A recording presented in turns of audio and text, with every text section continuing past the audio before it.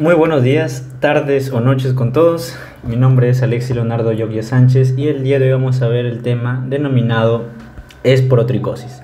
Es un tema que hemos visto y que ya debí haberlo subido, sin embargo, lo estoy subiendo hoy más que todo por cuestiones de tiempo. Estamos tratando de determinar todos los hongos hoy en día. Entonces, para empezar, hablemos qué es la primera micosis subcutánea. ¿Por qué? El libro en el cual estoy sacando la bibliografía es Bonifaz cuarta edición. Y empezamos con micetomas. Los micetomas, en realidad, si nos ponemos en el contexto de México, que abarca más del 96% por actinomicetomas, es decir, que son bacterias filamentosas, como dijo mi compañera que expuso en clase, no es realmente un hongo.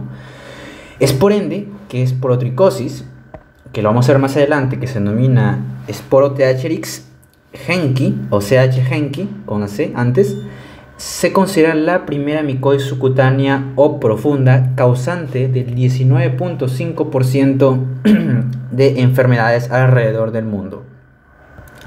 En primer lugar, vamos a hablar acerca de sus características generales, pero voy lanzando datos interesantes que es muy importante tomar en cuenta. Voy a mencionar que es dimórfico estricto. El término dimórfico quiere decir que va a tener dos fases y va a depender con la temperatura. ¿Está bien? Y eso es algo importante, debido a que vamos a encontrar distintos antígenos de acuerdo a su fase. ¿Está bien? Y eso nos va a permitir establecer un diagnóstico más óptimo en una fase que en otra.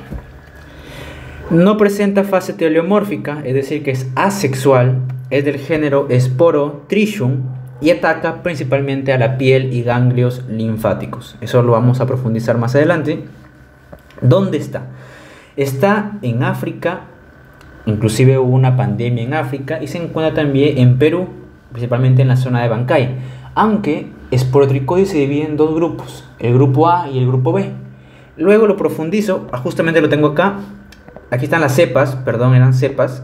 Aquí donde vamos a encontrar la cepa A, que se encuentra principalmente en América, y la cepa B se encuentra principalmente en Asia. Aquí es Asia y Japón, ¿está bien? Asia y Japón, acá me olvidé de poner Asia y Japón. Ok, lo corregimos, excelente. ¿Dónde está? Depende, está en el suelo, está en las hojas, y también se han reportado casos de vectores indirectos o directos que se encuentran a través de estos animalitos, como son los ratones, las ardillas, por ejemplo, sus pezuñas, sus dientes, son roedores. Ahí se encuentran. ¿Cómo se transmiten? Pregunta clave: a través de pequeños traumatismos o rasguños de gatos. Recuerden que son vectores indirectos o también llamados pasivos. Claro, de origen zoonótico. Esporotricosis es importante porque tiene estas dos características a comparación de micetomas, que simplemente era de origen traumático, de transmisión por traumatismo. Con respecto a la patogenia, debemos conocer la incidencia. ¿A quién ataca? Ataca principalmente a adultos jóvenes en un 50%. Se han reportado casos de niños menores de 15 años en un 60%. Sin embargo, en realidad ataca a cualquier edad, tanto niños, jóvenes, incluso personas. Se han reportado casos escasos, pero hay, por ejemplo, en un recién nacido que tiene esporotricosis, es muy probable, sí, recién nacido inclusive de días. O en una persona de la tercera edad, por ejemplo, un adulto que tiene más de 100 años de edad, un adulto mayor, también se han reportado casos de esporotricosis. Así que, de manera general, se encuentra en todas las edades, principalmente en niños menores de 15 años en un 60%. Nos quedamos con eso. Esporotricosis no solamente causa enfermedades, o mejor dicho, una inflamación en los tejidos, sino que también causa algo parecido a lo que causa Mycobacterium tuberculosis, que son ya netamente enfermedades pulmonares, que se va a relacionar mucho con la parte, como lo digo, ya netamente pulmonar. En realidad es una infección. Ya, a ver, sí, a ver, síntomas parecidos a Mycobacterium tuberculosis, me acordé. Sí, otro método de transmisión no solo es de suelo, sino que depende de la zona. Si es una zona muy endémica, puede sí darse una transmisión pulmonar. Si se menciona en el libro una transmisión pulmonar. Lo dejo de dato. ¿Cómo nos ataca? a través de distintos factores de virulencia. El libro menciona 3 principales. Tenemos la melanina, las enzimas, la sustancia 1-ragnosa. Eso es importante, porque lo vamos a ver la diferencia que hay entre cada forma que existe. ¿Está bien? Como recuerden, son dimórficos. Vamos a mencionar cómo lo hace. Primero causa una esporotricosis primaria, lo que se denomina chancro esporotricósico. Esta es una palabra clave. Chancro esporotricósico. Excelente. Se va a diseminar muy bien hasta llegar a causar placas verrugosas. Recuerden que ataca nódulos linfáticos y órganos. Esto es también clave, muy importante. Alexis, pero esporotricosis ataca más. Sí. Va a haber 2 grupos, como les digo, pero el más frecuente en un 70% de los casos son piel y ganglios linfáticos. En otros sí, igual voy a mencionar, pero es muy raro. Sí se da, pero es muy raro. Entonces, hablemos primero de la esporotricosis cutánea linfática, también denominada la linfática, está bien. Linfángica, está bien. Linfangítica, está linfangítica, es el término correcto. Ocurre, en primer lugar, dentro de las 2 semanas ya se ven los síntomas, ¿ok? Y principalmente afecta en un 70% a los miembros superiores, inferiores, y también vamos a encontrarlo presente en la cara, en el rostro. Claro, a través de un chancro esporotricósico. Es una pregunta de examen. Yo, si fuese un doctor de microbiología, preguntara quién causa el chancro esporotricósico y ya simplemente ponen Sporotheacherix SC gens CQ. Se acabó. Muy bien. Otro de los síntomas es el aumento del volumen, lo que se conoce como elefantiasis. Inclusive se va a ver un nodo granuloso. ¿Está bien? Perdón, gomoso que hablo. Gomoso. Aquí vamos a ver algunas imágenes de esporotricosis linfática en el brazo. Ahí vemos cómo aparecen esta inflamación, principalmente en los miembros superiores, ya con múltiples gomas. Si ya ataca principalmente a los ganglios linfáticos, se ven las múltiples gomas en el brazo, aspecto gomoso, gomosas linfáticas o linfangíticas, lesiones gomosas linfangíticas. Esporotricosis linfática en pierna, también muy frecuente, y luego vamos a ver cómo podemos detectarlo, cómo podemos aislarlo. En realidad va a haber varios métodos de aislamiento, principalmente en distintos agares, y las características que ya igual se las dejo para que ya profundicen como tal en el libro. ¿Está bien? Entonces, dentro de la clasificación clínica vamos a encontrar la hiperérgica y la hipoérgica. ¿Está bien? Lo que más nos interesa, o donde yo he puesto más hincapié, es la hiperérgica o la norérgica. Perdón, norérgica, si lo he dicho bien, termina en M. En donde principalmente es la cutánea linfática en un 70%. Recordemos que puede existir cutánea fija, sí, pero cutánea linfática es un 70%, y las demás, cutánea superficial, hematógena, diseminada, osteoarticular y pulmonar sistémica, ya pertenecen a la hipoérgica, que no vamos a especificar el día de hoy, pero igual lo tienen ahí el cuadro para que profundicen ustedes mucho más. Ya ustedes lo profundizan, excelente. Esporotricosis cutánea fija, sí, es más que todo ese tipo de esporotricosis cutánea, como les digo, que pertenece a la esporotricosis hiperérgica. Tiene una curación espontánea y va a depender más que todo de la inmunidad. Depende más que todo de la inmunidad del paciente. Si tiene una buena, excelente respuesta inmune, es obvio que va a curarse de manera espontánea. Acá vemos unas imágenes: esporotricosis linfática facial, linfangítica, esporotricosis linfangítica facial. Encontramos esporotricosis facial en niña y esporotricosis linfangítica acneiforme, muy frecuente también en personas ya adultos jóvenes. ¿Está bien? Acá hay más imágenes. Encontramos la esporotricosis verrugosa fija en mano. Se puede dar, sí. Esporotricosis cutánea diseminada anérgica, correcto, anérgica o hipoérgica, muy bien. Recuerden que son muy raras, y vean las características de esta esporotricosis. Los granos, cómo se diseminan, de ese color café oscuro en realidad. Luego vamos a especificar un poco más de esto. esporotricosis cutánea diseminada en los miembros inferiores, principalmente en miembros inferiores, y se ven esas lesiones verrugosas, característica clave en los miembros. Y también ataca a pacientes inmunodeprimidos, por ejemplo, aquellos pacientes con VIH-Sida puede generar una esporotricosis cutánea ulcerativa, como vemos en este paciente. ¿Ok? Y aquellos pacientes también que se encuentran en tratamiento, por ejemplo, manejo de órganos fosforados, también son muy susceptibles a padecer de este tipo de enfermedad que llamamos esporotricosis diseminada con fungemia. Ok, entonces de manera muy general hemos dicho la esporotricosis que se divide en norérgica, en anérgica, también llamada hiperérgica o hipoérgica, respectivamente. Y vamos a ver que la esporotricosis puede ser linfática o cutánea fija. La más importante es la linfática. Lo subrayamos muy bien. En el caso de la hipoérgica vamos a ver la esporotricosis pulmonar, cutánea superficial o cutánea hematógena. ¿Está bien? Hematógena, si lo dije bien. Acá vemos los distintos casos que se encuentran, las formas clínicas. Ahí están, a ver, vamos viendo. Ya, lo más importante es ya la hiperérgica, ¿está bien?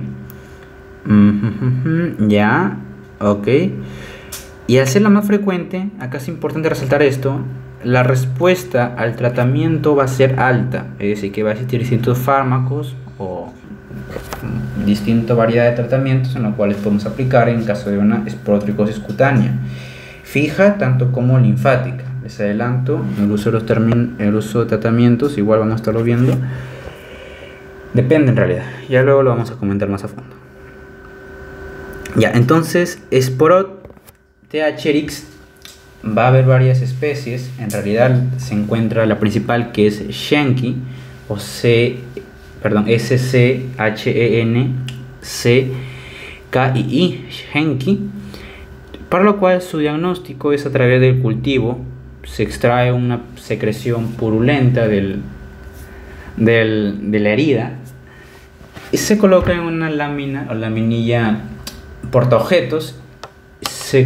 Luego vamos a llevarla a un medio agar sabourado a 28 grados Celsius. Es muy importante recordar que esporotricosis no soporta altas temperaturas, es susceptible y principalmente crece entre 5 a 8 días. ¿Su diagnóstico puede ser por inmunofluorescencia? Sí. Ya ustedes lo investigan. Alexis, ¿cómo son las colonias? Son blanquecinas, de color beige, son radiales. En la periferia es un color café oscuro, eso es importante. Igual se los dejo de dato. Y justamente acá hay una imagen de una colonia, cultivo de Sporo-THRix, SCHENCK de kilo II, donde vemos la periferia del color café oscuro y el más central, de manera radial, claro, hacia el centro, encontramos ese aspecto de color beige claro, un poco granuloso. Ahí está. Muy bien, esta es una imagen, acá dice microconidios simpoduloconidios. Ya mira, microconidios o simpoduloconidios en realidad es un término francés, el término simpoduloconidios, que es lo mismo que el microconidio. Es su forma de reproducción asexual, sí. Se reproducen de manera sexual a través de microconidios, también llamados microaleurioconidios. Es importante que lo conozcan. Ahí está, que nacen, claro, de conidióforo de forma flor de margarita. Sí, en realidad sí va a tener distintas formas, pero es una de las maneras de poder diagnosticarlo. Entonces, una pregunta de examen podría que coloquen esta imagen y le digan qué tipo o qué hongo es. Entonces tiene forma, parece un árbol con flores. Entonces, literalmente es Sporotrix, ya ustedes mismos son, gente. Una pregunta de examen de mi parte, ¿no? Ya ustedes ya investigan más. Aquí encontramos una esporotricosis cutánea fija e intradermorreacción positiva a esporotricina. Ya esto es más que todo las fijas más se puede, si es, tiene autocuración, depende del estado inmunológico del paciente. Frotis sanguíneo con múltiples levaduras en forma puro y hemocultivo de Schenckii. Muy bien, aquí encontramos el frotis sanguíneo, se ven múltiples levaduras, ahí está, y el hemocultivo, correcto. es de tonalidad un poco oscura, color beige oscuro. Ok, con respecto a la biopsia, si se realiza otra prueba, vamos a ver la biopsia, en los cuales vamos a encontrar distintos blastoconidios, distintos cuerpos. Encontramos cuerpos esteroides con células en forma de gema, ¿está bien? En forma de gema en el centro. Algo es importante recalcar, la fase. Existe, como es un hongo dimórfico, tenemos dos fases. Una fase denominada fase filamentosa, también denominada infectante, y una fase levaduriforme, también denominada parasitaria. En la fase filamentosa o infectante se presenta en medio sabobrau y crece a 28 grados Celsius. En cambio, la fase levaduriforme parasitaria se presenta en el huésped o medio gelosa sangre a 37 grados Celsius. Recuerden ese término de hongo dimórfico de dos fases. Justamente un compañero lo mencioné en clase, muy bueno. Así que es más que todo para corroborar. Entonces, ya para terminar, estoy terminando. Otras pruebas que se realizan son las pruebas inmunológicas, las pruebas de tomografía axial computarizada, tomografía axial computarizada, donde se ve la parte de la región pulmonar, el tejido óseo, para ver si existe una osteólisis. Se evidencia, sí, se realiza también. El tratamiento es algo que no vamos a enfatizar mucho, pero se recomienda el yoduro de potasio. Va a depender a través de vía oral, 20 gramos o 300 mililitros en realidad. Es vía oral, eso no vamos a especificar mucho. Ok. Aquí luego vamos a hablar más de medicamentos. También se recomienda lo que es la terbinafina, ¿sí? Principalmente en niños. Depende más la dosis, recuerden que la dosis siempre va a depender si es un adulto, un adolescente o si es un niño. Claro, en niños la dosis va a disminuir. O, no sé si lo digo bien, anfotericina B también se usa, pero ya a ustedes les digo el término y a ustedes lo pueden especificar o ir ampliando. Entonces acá tenemos otra imagen de actividad antifúngica de los anticuerpos convencionales y nuevos contra aislamientos. Ya, esto, a ver, ¿qué es importante acá? A esto quería llegar. ¿Por qué? Porque yo les dije que Sporotheacherix también encontramos varias especies en realidad. Está la brasiliensis, la globosa mexicana, albicans. Pero nosotros vamos a especificarnos en Schenck. ¿Está bien? ¿Por qué? Porque sí, porque es mayor de casos. Si ustedes piensan en esporotricosis, quiero que lo primero que piensen sea en Schenck. Y ya si son más expertos, ya en realidad es bueno saber lo demás, sí, pero lo principal es Schenck. Igual es bueno tenerlo de datos, ¿está bien? Y acá tenemos todas las pruebas que se realizan. A ver, vamos viendo.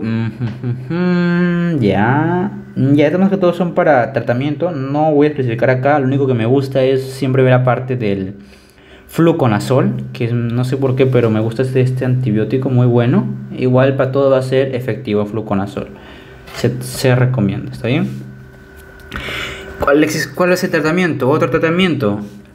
Por ejemplo, a un paciente se le puede tratar a través de baños calientes, principalmente a 45 grados Celsius, durante 15 a 20 minutos, debido a que estos microorganismos no soportan altas temperaturas. Si bien 45 no soporta, ¿está bien? Y otro, como le dije, la anfotericina B o la terbinafina, que va a depender si es un adulto o si es un niño. Principalmente se recomienda 150 a 200 miligramos por día. Y la prednisona, que es un corticosteroide que también se usa de tratamiento y también se recomienda, pero igual se lo dejo de dato. Y finalmente, para terminar, vamos a ver la parte micológica, o mejor dicho, la micología. Justamente había un cuadro de esto, igual se lo dejo igual. Entonces, cuando hablamos de esporo, THRIX, Sporotrix o Sporotheacherix, vamos a encontrar el Schenck y otra especie que es Luriaceae, que no es rara, no es frecuente. Principalmente es el Schenck, como les digo. Conidios grandes, ¿está bien? A comparación de otros, pero eso no quiere decir que son macro, sino grábenselo ustedes que Sporotheacherix TH-Erix, Schenki, S-C-H-E-N, lo repito siempre, C-K-I-I, tienen o presentan lo que se conoce como microconidios, que luego vamos a ir viendo. Tienen blastoconidios, son cuerpos esclerosados, está bien, también conocidos como muriformes. Ahí está. Presentan un micelio pseudo parenquimatoso pigmentado. ¿Está bien? Aunque esto en realidad a veces suele confundirse con otro tema que lo vamos a leer más adelante igual, o lo vamos a realizar más adelante, que es cormoblastomicosis. Ahí sí no me recuerdo muy bien, pero se menciona que esa característica a veces suele confundirse. A ver, entonces reitero lo que les dije al inicio, siempre hago esa reiteración para acordarnos. Sporotrix, hay dos cepas, dos grupos, el A y el B. El A se encuentra en América y el B se encuentra en Asia y en Japón. Existen distintos clasificaciones o algo que se conoce como clados. En realidad son las especies. Como le dije, el clado 1 es brasiliensis, clado 2 es Schenki, clado 3 es globosa, clado 4 mexicana, Sporotrix mexicana, y clado 5 es albicans. Entonces ya tenemos algo.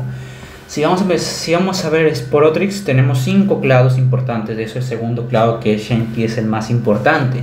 Y una característica que tenemos que tener en cuenta son la forma de sus conidios. Sus conidios presentan forma triangular, forma piriforme, forma elongada. Esto es importante, ¿está bien? Alexis, pero es casi difícil de distinguir con comparación de los otros. Sí, es difícil, pero igual se menciona y es muy importante tenerlo en cuenta.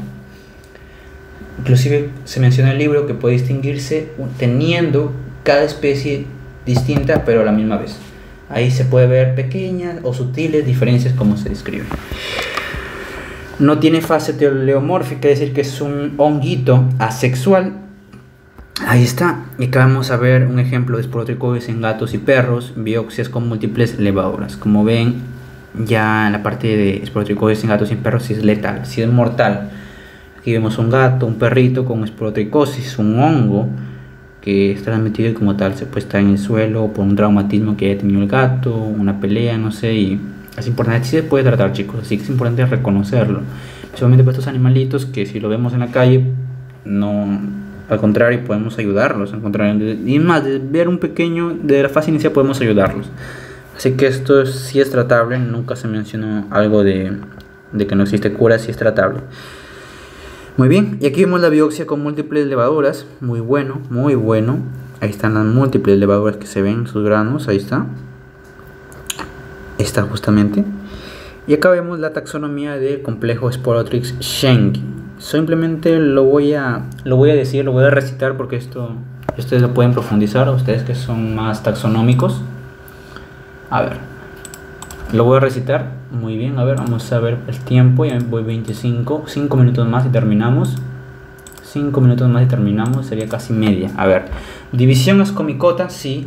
Clase Dicardiomycota, correcto. Subclase Eus Comicetes, correcto. Orden Ophiostomatales y familia Ophiostomataceae.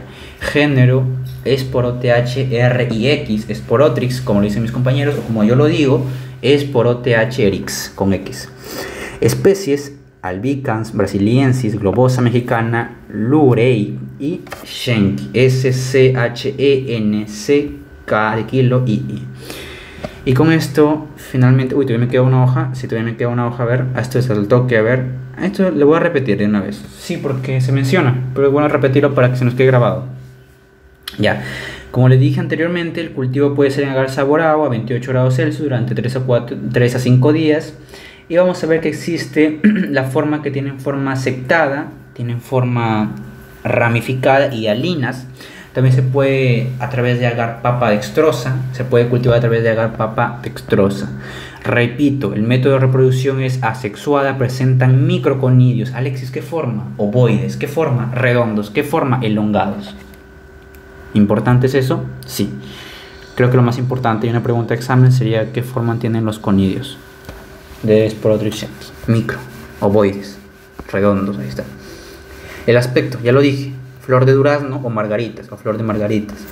Fase levaduriforme, se activa a qué grado, a qué temperatura, a 37 grados Celsius. Acá vemos una imagen muy buena que vemos a Sporodric Schenki, diversas formas de reproducción, microconidios, excelente, esto es importante, microconidios, muy bueno. Alexis, ¿qué es importante en esto? Resume las características de las especies de complejo Sporodrix, muy bien, centrémonos en Schenki, perfecto. ¿Crece a 37? Sí, recuerden su fase levaduriforme, sí crece. Sacarosa y rafinosa, disculpen, rafinosa positivo. El Alexis, lo demás también, pero lo principalmente es que tiene también presencia de conidios sesiles pigmentados, sí tiene. Eso es extra, ¿ya? Sí, sacarosa y rafinosa positivos. Sporodric Schenki tiene antígenos y los antígenos van a depender de la fase. La fase micelial, ¿está bien? La fase filamentosa y la fase levaduriforme. En realidad en cada fase existe un glucopéptido que tiene parte polisacárida y una parte, te voy a la parte peptídica. Lo voy a recitar. La parte polisacárida presenta galactosa, glucosa, L-ragnosa, y la parte peptídica encontramos la famosa treonina, serina, ácido aspartico y ácido glutámico. Acá vemos la diferencia de Sporodric Schenki y Ophiostoma stenoceras. Algo muy importante que hay que rescatar de todo esto es simplemente, a ver, ahí está Schenki, muy bueno, muy bueno, muy bueno. Ahí está. Es que en animales produce la muerte, chicos. ¿Está bien? Y la esporotricosis, que Schenki es invaluable, irrefutable, que no se cambia. ¿Está bien? Ay, disculpen. Acá vemos que produce la muerte en animales. Muy bien. Los antígenos son ragnomananas, y lo vamos a explicar más adelante. Eso es importante. La fase teleomórfica, lo reitero, no presenta. Es que el libro también lo reitera y yo también lo reitero, que valga la pena reiterarlo.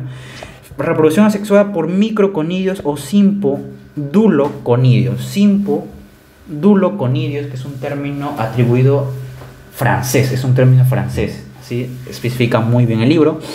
Fase levaduriforme, una colonia blanca y o negra, importante. Excelente.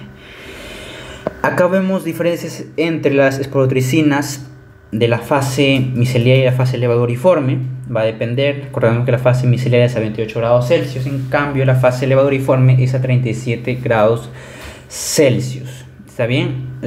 Y eso, tiempo de obtención 100 días, y claro, en la micelial, y obtención ya en levaduriforme, que son 30 días. Va a depender más que todo la parte de los antígenos, que ya les adelanto, mejor les adelanto ahorita. En el caso de la fase micelial se usa